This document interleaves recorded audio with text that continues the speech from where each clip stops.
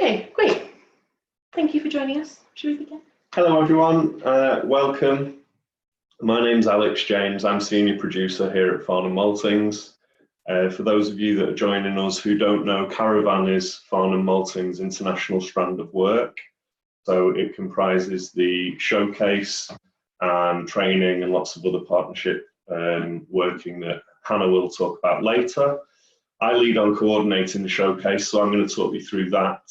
And as I mentioned, I'm here with Hannah Slimmon, who's International Projects Lead, and she'll take you through the other elements of our caravan work.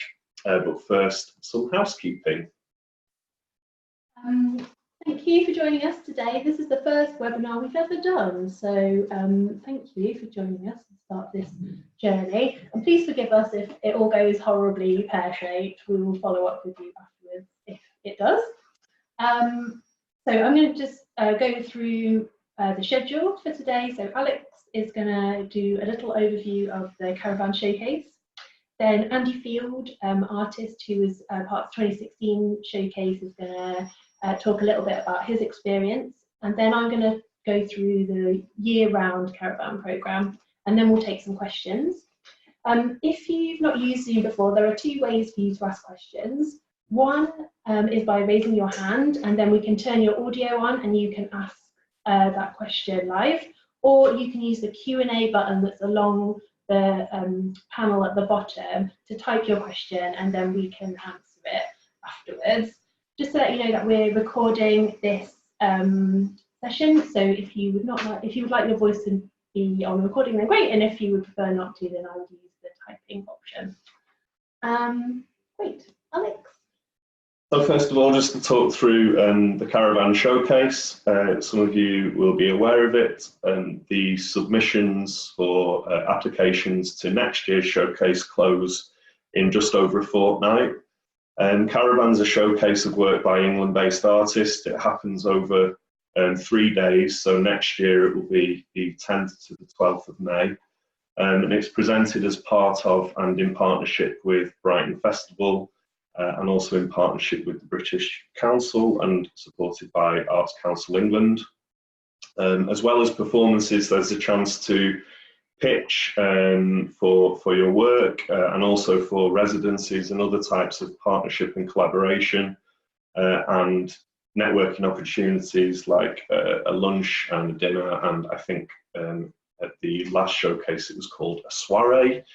So there's lots of opportunities to talk to the delegation and obviously to talk to peers who are part of the showcase. You can also apply separately to be part of our marketplace, which is similar to having a stand at a freshers fair, so you can set yourself up in a space as part of the showcase. And you can engage with delegates that way. So applications for that will be open early next year. It's usually around February. Some of the requirements that we have of applicants are, we don't specify what period of your career you should be in, but we do obviously hope that you'll have some sense of the complexity of international touring. There's lots of other work that we do through Caravan to support you in this and to share our knowledge and skills around touring internationally. So do tap into some of that if it's unfamiliar to you. And also at the point of application, we ask that you have a broad sense of where your work might sit in an international context. So again, we don't say emerging artist or mid-career artist or anything like that, but I think some understanding of the added challenges of working internationally is useful. The show should be more or less ready to tour, so that usually means that we expect some sort of producing or financial support in place. And we of course ask that you detail the scope of your project in the application. And this includes being really honest about what it costs. We don't want Caravan to cost you as artists, so we cover expenses and we also cover the cost of presenting the show. So do be rigorous and honest about the reality of the cost. And that also means that you can afford to be there for the whole weekend, which all feedback points to the fact that the more you can engage over the course of the weekend, the more value you'll take from being part of the showcase in whatever capacity that you're there. We want a spectrum of work, so you'll see when you look at the proposal guidance, we don't prescribe the scale of the work. For example, last year there was everything from a solo show to a five-hander. We have durational work. A lot of work is that, I suppose, what is typically now seen as festival length, so somewhere between 40 and 70 minutes. But we really want you to tell us about your project before we start prescribing those kind of details. And we ask that anybody who's part of the showcase sees it as more than a booking. So obviously, as we said, we want to support you financially in order that you're not out of pocket presenting the work or being part of the event. But we want you to come and build relationships with peers and delegates. And as we all know, most of the time that happens in the nooks and crannies or the more informal contexts that you find yourself in with delegates and possible collaborators. There's lots and lots of stats that I could go through, but I'll just give you some of the headlines, which they're taken from the 2016-2018 showcase evaluations. So in 2018, we presented 9 full shows, but that was a slightly unusual year because of the capital work that Brighton Festival and Dome were undergoing and are still undergoing. But for next year, we gather that we'll have access to all the usual spaces. So we expect to present more artists next year. Typically, we present between 15 and 20 artists. And there were 60 international delegates last year. So they were drawn from every continent of the globe. So there's a real spectrum of programmers and promoters that come along. We usually get about 120 applications. And as I said, we selected 14 of those last year, but we expect to get nearer to 20 this time. And with the marketplace, it was just under 100, and we selected 16 to be part of that. So there's multiple slots in the programme, there's multiple spaces that the pieces inhabit. So again, we don't prescribe that, and we ask you to tell us about your very exciting ideas. And we then, as a curatorial panel, we'll have a meeting to decide on how to get the most varied programme possible. In terms of outcomes for artists and those taking part, we had just under half of just under half the artists that we surveyed from 2018 responded, and out of those, roughly 2/3 have international tours planned over the next 18 months. Just over 2/3 have toured internationally or been involved in other activities internationally as a direct result of participating in Caravan. And so it has real genuine outcomes in terms of income generation, building new partnerships and finding opportunities for work internationally. It opens up new conversations. Over 90% of respondents noted that they'd had further contact with a delegate, or that they'd opened up a new dialogue as a result of participating. And in terms of the impact on artist practice, again, there's really good evidence to suggest that it influences the work that artists make, and also their touring ambitions and how they see their work sitting in a particular market context. So in terms of generating opportunities, developing conversations and affecting how artists see their work, we think it makes a direct impact on all of those. But to hear from the horse's mouth, as it were, I'm going to hand over to Andy Field, who can give you an artist's view on his experience of the 2016 showcase. Hello, Andy. Hello, can you hear me? Hi. I'm sorry, look, I've got a computer that has, for some reason, put the camera right down at the bottom here by the keys, rather than at the top where it would make much more sense. So very difficult for me to get my whole head into the picture, but I think that's fine. Shall I just? Can you hear me? Start by just telling us a bit about what you presented in the 2016 showcase. Yeah, absolutely. So I presented a piece called Lookout. Was interestingly, and I think this is maybe it's interesting to people. It was a very new project that I'd only made one version of. We did in Glasgow. It was commissioned by a venue called the Arches in Glasgow, and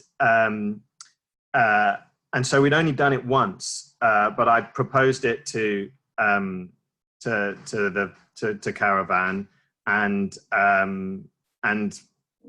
they liked the idea, so we were able to present it there. So I guess if you've got a strong show, even if it's a very, very new show, you should definitely still consider applying, because I think that the kind of curatorial panel that they have at the Caravan are definitely very enlightened, much more enlightened than some other sort of showcases when it comes to thinking about what's really going to work for the showcase and for international delegates.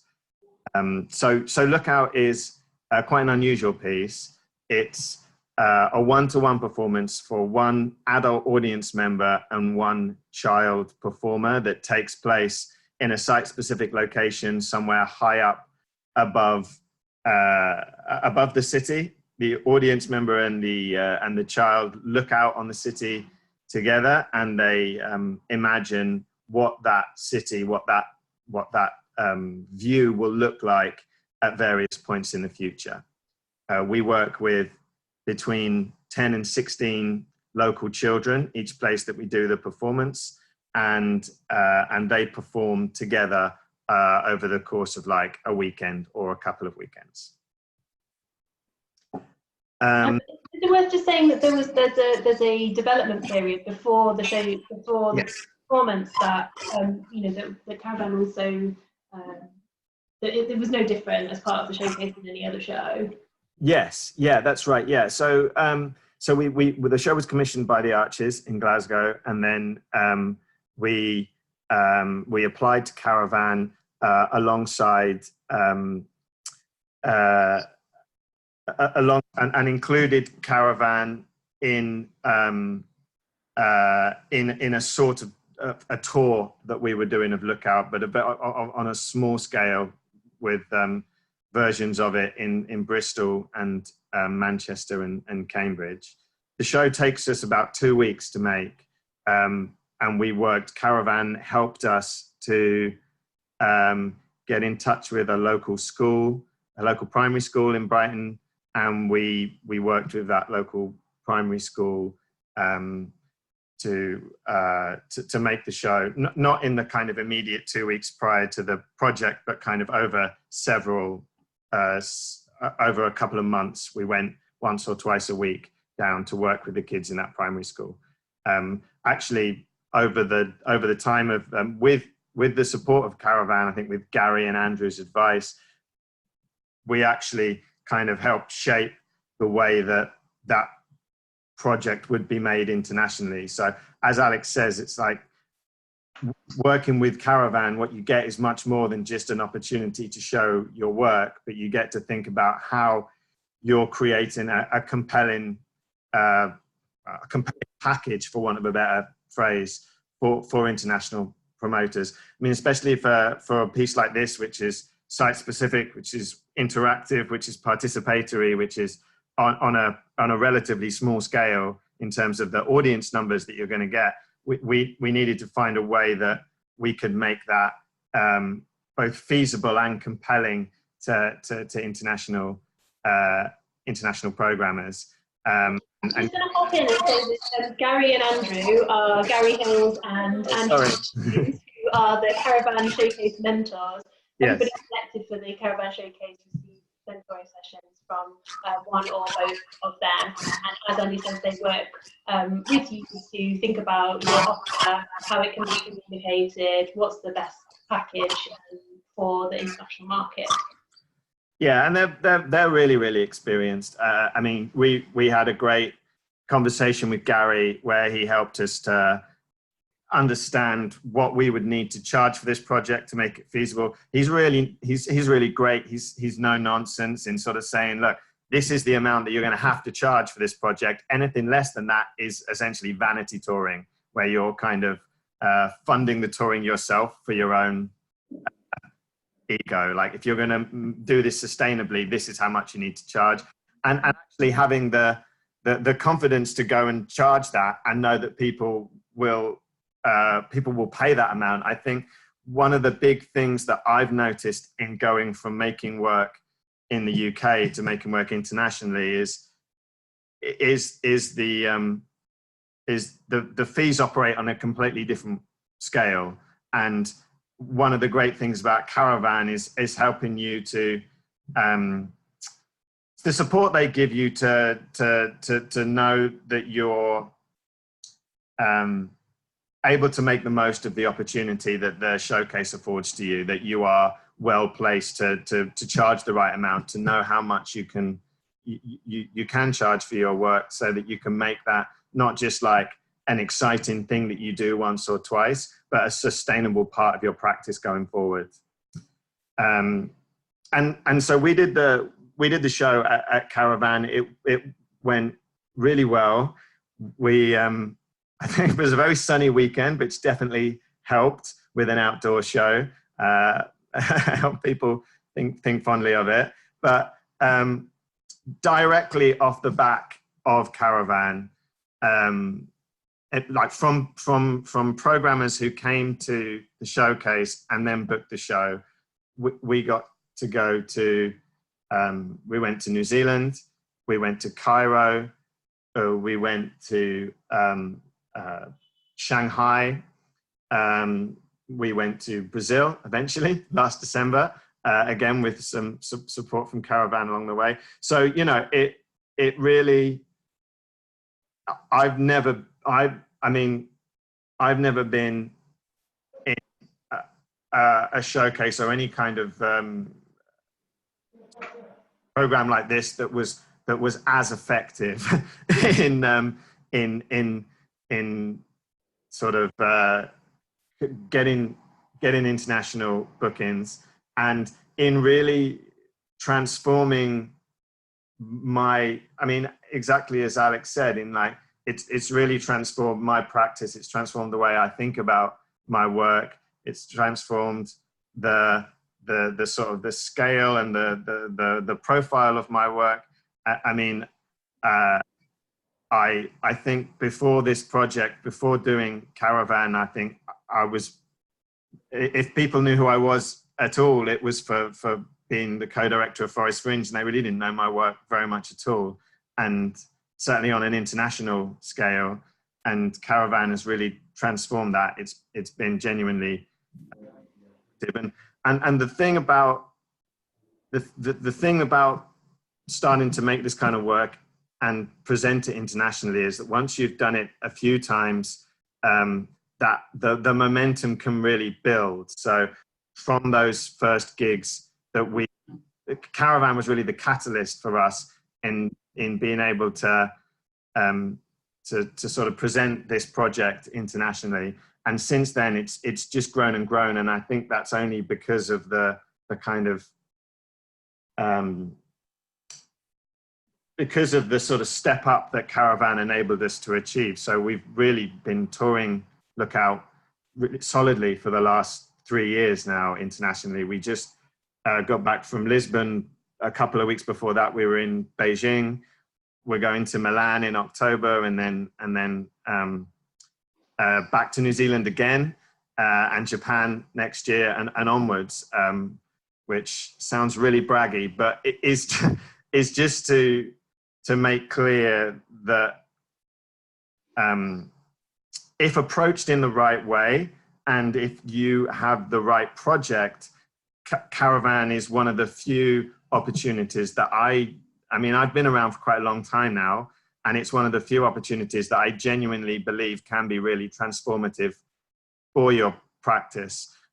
And the reason for that is because it's a much more targeted and carefully curated showcase than some other opportunities out there, both in terms of the work that's presented, but also in terms of the people who are coming. I think all of those sort of 50 or 60 people that come to Caravan come with the real intent to kind of program some of the work that they see and to build relationships with the artists that they meet there. And that's not always the case. Yeah, I think it's a great opportunity. Andy, can I just ask Andy, because it might be useful, obviously, the usual caveat that every project's different and every artist is different and the setup's different, but to what extent were you kind of approached and were decisions made for you by the demand and interest in the work versus you needing a producer, or you following up and doing some legwork after the showcase itself, plus the support that you might have had from the Caravan team or the mentors? That's a really good question. I think, I mean, I think we had a real range. I mean, I work with a producer called Becky Darlington, who is an amazing producer and is a fine hustler, like at getting things done. So I think she definitely did some legwork in pursuing people who'd been interested in the project. So it wasn't just that we sort of sat back and the opportunities came rolling in. I mean, for example, I mentioned we went to Brazil. That was the about. Oh shit! Sorry, hang on one second. My laptop's about to run out of battery because I only got back from Lisbon yesterday. Well, I'll be back in 1 second. Sorry. I think while we just wait for Andy, I'll just do a quick overview of the wider Caravan program, and then we can come back to Andy and have more questions, any questions for me or Alex or Andy. So I'm Hannah, I'm the International Projects Producer at Farnham Maltings, and I work on the year-round Caravan programme. That's quite young. We're only in our second year of running the kind of wider programme. So while the showcase is 12 years old next year, the year-round Caravan programme is only 2 years old. The programme takes a number of forms. We offer advice on working internationally through in-person or on the phone advice sessions, and I pop up at events across the UK as well. We have a range of online resources on the professional development section of our Caravan web pages. We've got a very thorough guide to international touring created by Gary Hills, one of the Caravan mentors. And we've recently just added a couple of podcasts of experienced artists with international experience talking about the benefits and challenges of working internationally, which I would recommend that you listen to. We also do some training days, which we've just done, but we will do again next year. And on top of that, we do some specific projects, mainly to create opportunities for England-based artists to work internationally. So, for example, we recently ran a funding programme with the British Council Canada and the High Commission of Canada in the UK, which offered small grants to partnerships between artists and art organisations in the UK and Canada to develop hopefully longer term relationships. We've run a showcase in Shanghai that Andy was part of. And we also work with partners like the Arts Council and the British Council to run more strategic projects, such as a year of exchange with South Korea. So the range of projects is kind of ranging from open access, where we run an application system, to kind of curated and then by invitation. That's a kind of whirlwind tour through what we do, wider caravan program. But there's more information on our website, on the caravan pages, or if you're interested in talking more, then you can contact me after this. So I think we'll take some questions from the floor. Emily, our lovely moderator, has been talking to you about your questions. So is there anybody who wants to ask a question? Does anybody want to ask a question? We can talk more. Yeah, I can finish saying what I was saying. Sorry.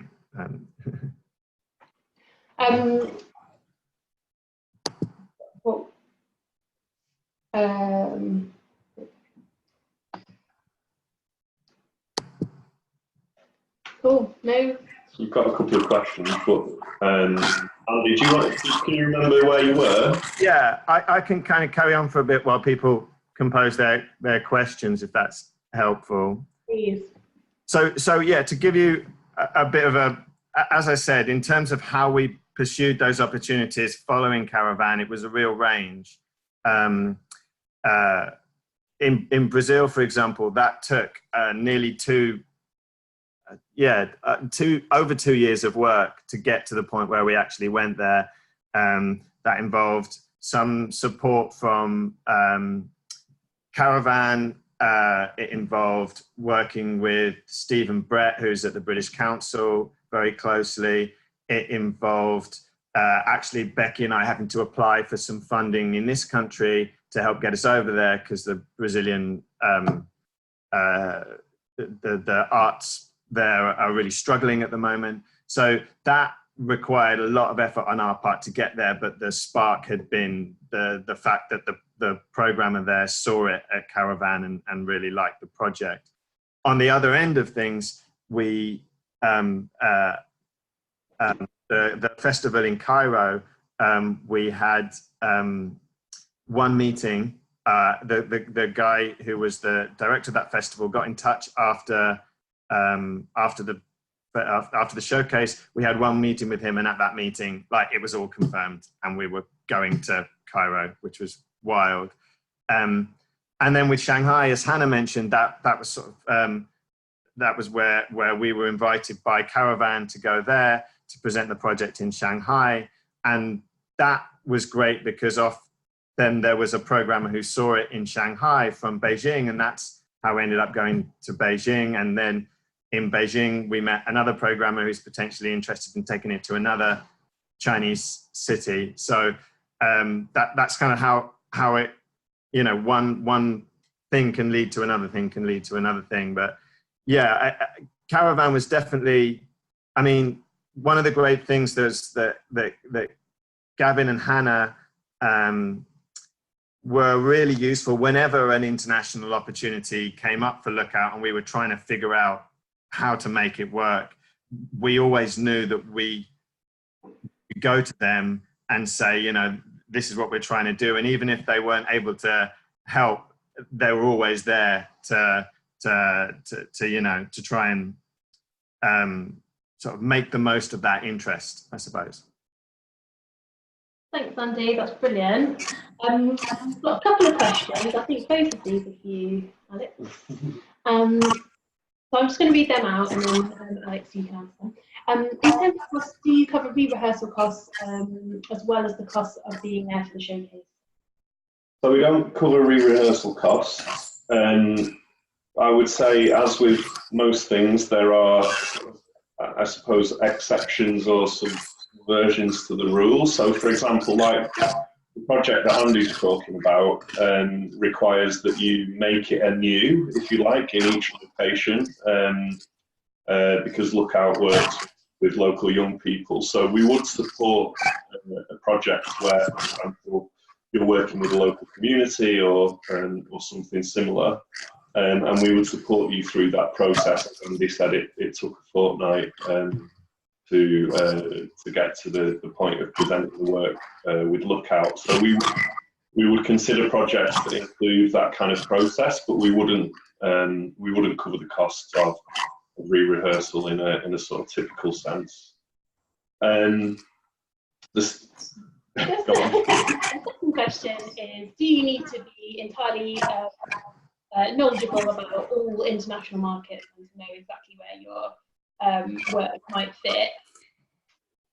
So I think it's safe to say that we don't expect every proposal to fully understand specific markets and where the work might be best placed. I think the submission process asks that you just give us a sense of why you think it might be suitable for international touring, and that can take many forms. I mean, as a very simple example, if a piece is non-verbal, it's not relying on English text, for example, then there's a fairly safe assumption that opens it to different audiences. So if you know a particular market that you want to take aim at, as it were, then that's useful to know in the submission process. And if you just have some sense, either through talking through the idea or having presented the work in different contexts, that it will work in a particular country or a particular market, then please do articulate that in the proposal. Can I add to that? Which was with Lookout, we were genuinely really surprised by the breadth of organisations that wanted to work with us. We had some sense of where the project might work well, but actually there were places that we really didn't anticipate would be interested. For example, work doing a 2-week-long participatory project with children was not something we imagined would happen in Cairo, but did, and quite successfully. And similarly, the venue we were working with in New Zealand was like a mid-scale theatre, normally 400, 500 people a night, and they still found a way of making that project happen. So I think, I think you might end up being really surprised by where the interest comes from. It's not often the places that you expect, in my experience. Thanks, Andy. So one more question. We say more about the marketplace and how people apply and the deadline. So the marketplace, the deadline, previously it's been in February, so although we haven't fixed a specific date for that yet, there'll be a call out for submissions for marketplace early next year. As I mentioned earlier, it's a different format for sharing future work and the work of you as an artist with the delegates. So it's set out like a marketplace, I guess. Everyone has a stall. You can set up a banner or something that advertises your company, and it's a chance to pitch various ideas and have conversations about work with the delegates without necessarily having to have a finished show that is at the same stage that we might expect for the presentation in the showcase itself, and also for the pitches, which is something that I haven't spoken much about. But as part of the main showcase program, there's the opportunity to pitch a more developed idea, or to pitch to particular partners, spend some time fully developing a piece of work. And those pitches, again, you get some support in how to structure those, how to articulate them to make them compelling to the delegates. And so the main showcase program kind of has those two parts. It has the presentation element and it has the pitch element. And the marketplace, I suppose, is a slightly more informal and an opportunity to flog ideas that might not be quite as further on in their development. Would that be fair? For site-specific work, are Caravan able to source an appropriate space? Yes. Yeah.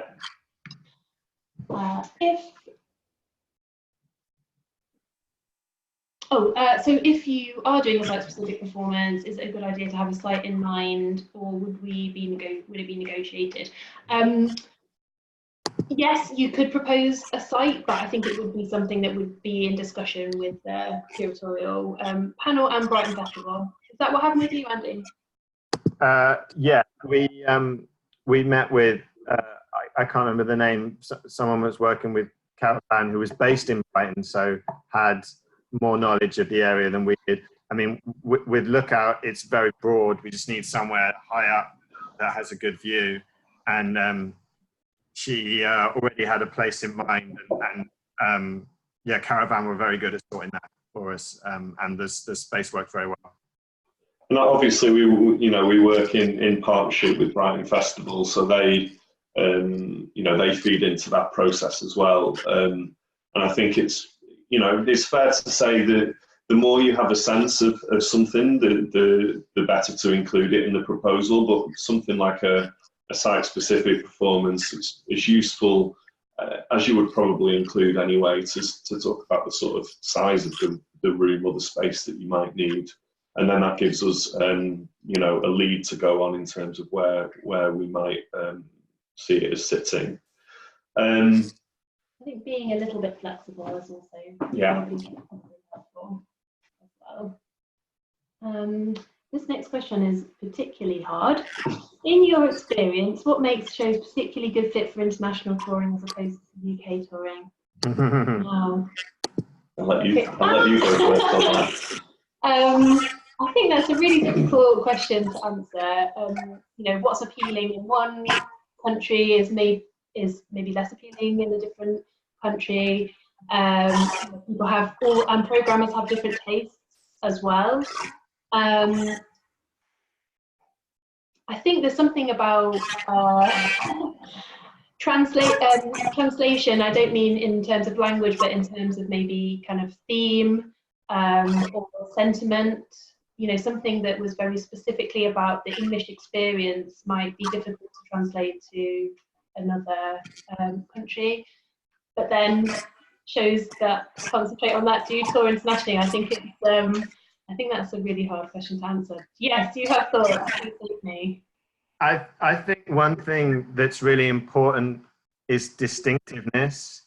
And what I mean by that is I've spoken to lots of programmers and also through our work with Forest Fringe, we have relationships with lots of international colleagues. And what they want from a piece that they're bringing is something that they won't be able to find local to the venue. I've had international programmers quite explicitly ask me that, like, what artists can we bring whose work will be different to anything that I can find here or that our audiences can find here? Because it's a lot of effort for a venue or a festival to bring an organization, bring an artist from overseas. So it has to feel worthwhile to them. And the way that it feels worthwhile is if they're really bringing their audiences something that they won't have seen before. Yeah, at the last training session, Andrew Jones from British Council made a really good point on this, and I'm completely paraphrasing, and I don't think this is the example he gave, but I'm adapting his example. He basically said that although it might feel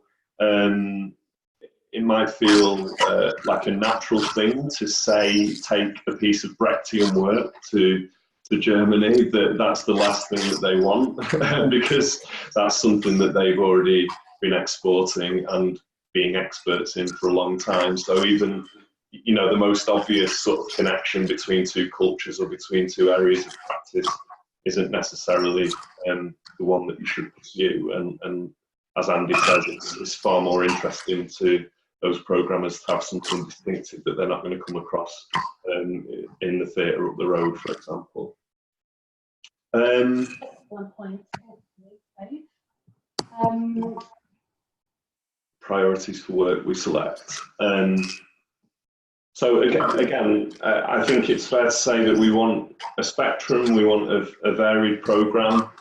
So there aren't necessarily priorities, but we want to present work from across the country if possible. We want to present work by a range of diverse artists. In terms of form, content and scale, again, as I mentioned earlier, we had everything from a solo show to a five-hander. We had Andy talked already eloquently about his project. We had site-specific work that's presented more traditionally in terms of its staging. So I suppose the short answer to that is no. What we're looking for is as varied a programme that shows off England-based artists and the theatre that's being made here as much as possible. Do you cover any access costs for artists? Yes. Yeah. Is there the option just to pitch rather than take a full show? Yes. Do you want to talk a little bit more about, you did mention the pitches earlier, but is it worth just saying a bit more about the form that they take? Can you? Yes. So they're about 15 minutes long. The pitches are all presented together in one morning, and we invite the programmers to come for that whole session. There is a pitch curator who works with the artists selected for pitches to put together the best possible pitch that shows off their work and addresses things that programmers might be interested in or would be interested in knowing about with regards to a new project. So it's a more structured, supported and formal presentation than the marketplace, for example, which is more about people kind of delegates kind of passing through and being more generally interested in the artist and company's work. I would say that the full shows and pitches have the same status within the showcase. They're both equally good. Just to pick the one that's best for your project. And it's worth saying that the stats that I talked through earlier are the evaluation of both the showcase and the marketplace. So although, as I say, there's a different structure, if you like, or different intensity to the way that you might work on either of the three formats. Each of them, so our evaluation tells us, and the artist's feedback tells us, have an impact on anybody that participates in their work. So they're all good platforms. Got a question for you, Andy. When you toured Lookout, was the text translated into other languages? And if so, was this explored at the point of sharing work at Caravan when the work toured to the different contexts internationally? Just wondering about the process of translating work. That's a good question. Hi, Michael. I hope you're well. With Lookout, we knew that a certain amount. With Lookout, it was interesting. One of the reasons that we were interested in applying for Caravan and we wanted to try and get involved in international touring was because we knew that the project, by the nature of its form, translated very neatly into other contexts, because all of the actual text in the piece is devised by the children that we work with. They decide what they want to say, and then we record them saying it, and then they have these one-to-one interactions with the adult audience. So we knew what we had essentially was a structure or a format that could then be applied in any given context and would be remade in the language of that place, and so feel really of that place quite naturally without the need for sort of explicit translation. That having been said, what we therefore needed to do when we came to Caravan, and again, this was where Gary and Andrew's support was helpful. What we needed to do was to sort of frame the project in such a way that it made clear how it would be devised in how it would work in a context, in a non-English language context. So we made a little booklet that we made specifically for Caravan delegates, and every delegate who came to the show, we gave them a booklet after the show, which explained how it was made and actually said how it would be made in a non-English language context and what support we would need to do that, and sort of made explicit some of the mechanics behind how the project was done. So what we'd done in advance of Caravan was we'd figured out we can make this show in a tight 2-week time frame. So we kind of made clear to people, if you book the show, what you're doing is you're booking us to come for 2 weeks. We're going to work solidly, like every day in school with the kids for 2 weeks. And we're going to need 2 assistants, both of whom will serve as sort of translators. But they could be artists, they could be local, like students or festival interns or whatever, as long as they have both the languages. They don't need to be professional translators. So sort of what was useful for Caravan was providing, was showing the programmers the show and then showing them how making that show would be feasible in their own language, and having a, you know, like a neat little a booklet, at least neat little document that kind of that communicated that. Brilliant, thank you. So next question. We're thinking about taking our show to Edinburgh Fringe next year with the long-term goal of international touring. Do you think it's necessary / worth doing both Caravan and Edinburgh? And do you appear to have views? I mean, if you have the option, do Caravan. I don't know. I mean, this is a whole other webinar about the merits of the Edinburgh Fringe, and I have strong feelings on it, perhaps having, you know, run a venue there for 10 years. I think Edinburgh is very, very hard. I think even it's 3 weeks, it's exhausting, and it also, it's very difficult to take risks in the context of Edinburgh, to take risks with unusual work, to take works with nuanced work or delicate work, because the festival is so huge and so loud and people are seeing so much that you don't, some of the nuance, some of the delicacy is lost. You know, you have to have something which is distinctive, which has an angle, which has a hook, which is going to get press interested, which people are going to be talking about, gossiping about outside of the show.